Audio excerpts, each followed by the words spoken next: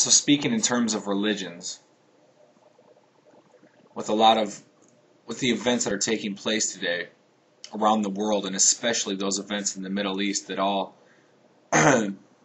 serve as a catalyst for public opinion here at home in America. Is Islam a peaceful religion? Is it at its core a religion that promotes peace and love and unity? And is it compatible with modernity?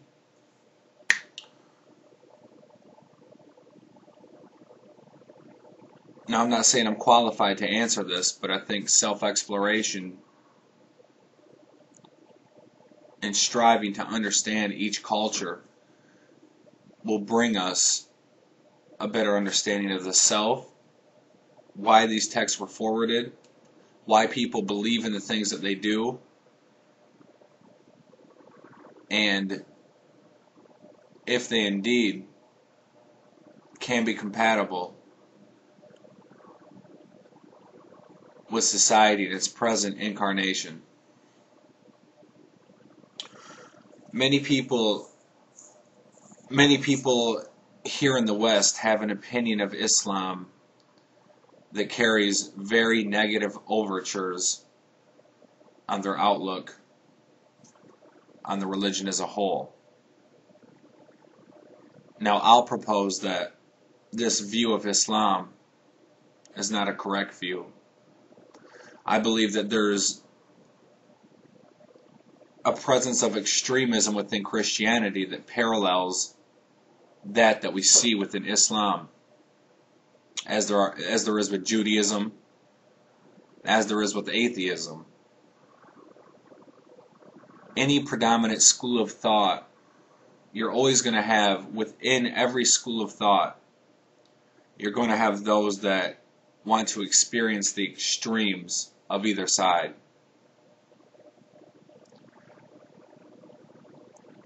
They're going to want to take their understanding and apply it in such a way that it branches out from the original message.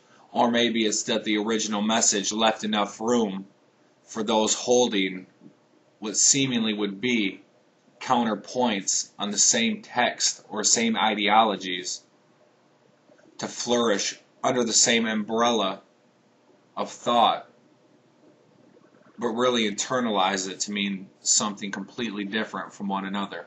I believe that just like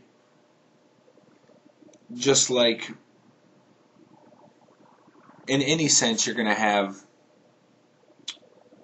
people who will try to utilize whatever teachings that they prescribe to benefit self-interest or to promote their view of the ideology that they prescribe to.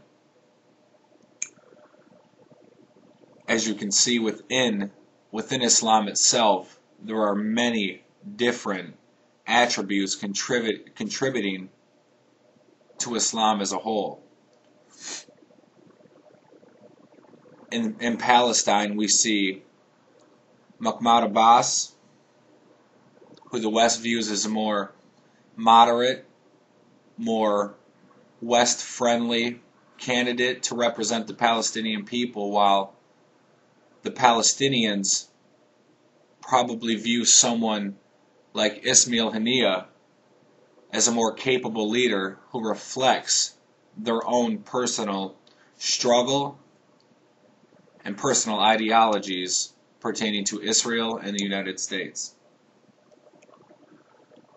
as was demonstrated in the election a couple years ago with the victory of Hamas.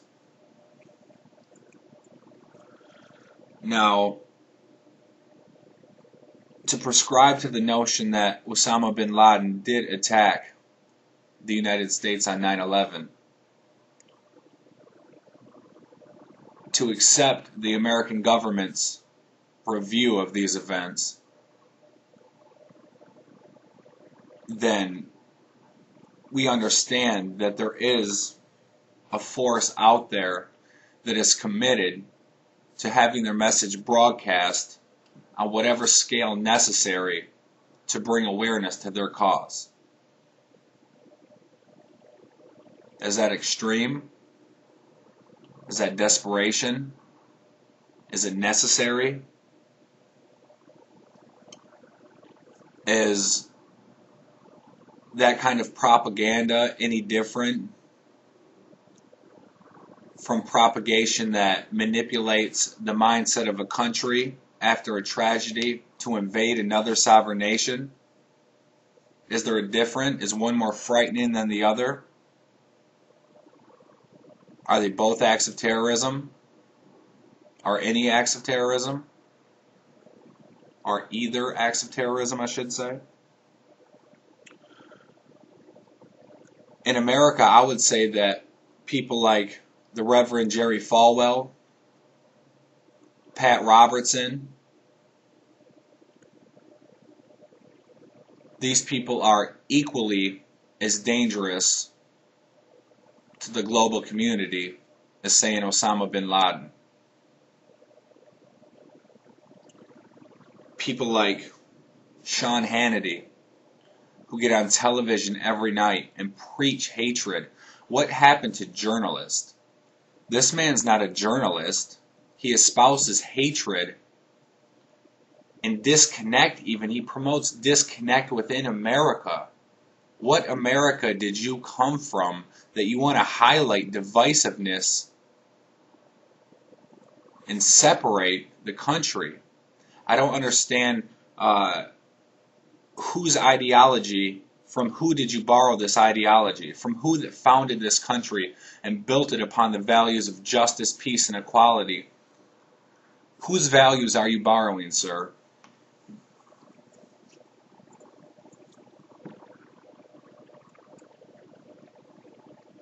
No. I believe that everyone is looking for an outlet to be heard, to bring awareness to their cause. And without empathy, how are we going to understand one another? And how are we going to rein in these extremes on every side if we have people in positions of power contributing to this hostility between one another?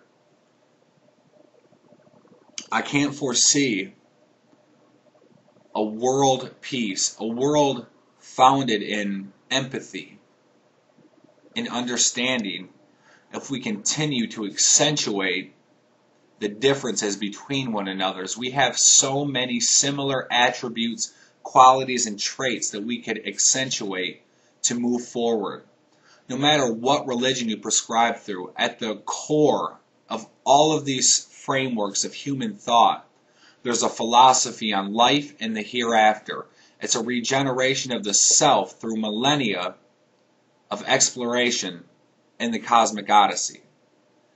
Since time manifested itself and has gave birth to a species with intelligence able to formulate hypotheses on the existence of ourselves and the nature of time and the physical realm.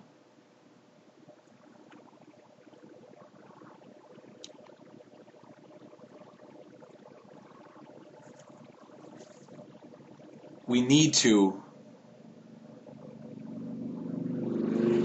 begin to seek out the reasons why we formulated all these different texts. I believe that each culture formulates and proposes these scriptures or these textual aspirations, if you will.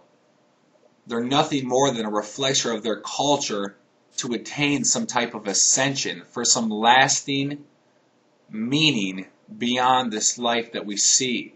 This life is so consumed by divisiveness and competing ideologies that we really don't take the time to look at these ideologies and see the cause for their creation. There is so much that we don't know about the purpose of this life and what occurs after this life. I think we all need to evaluate one another's views on these subjects, to get an understanding for each culture.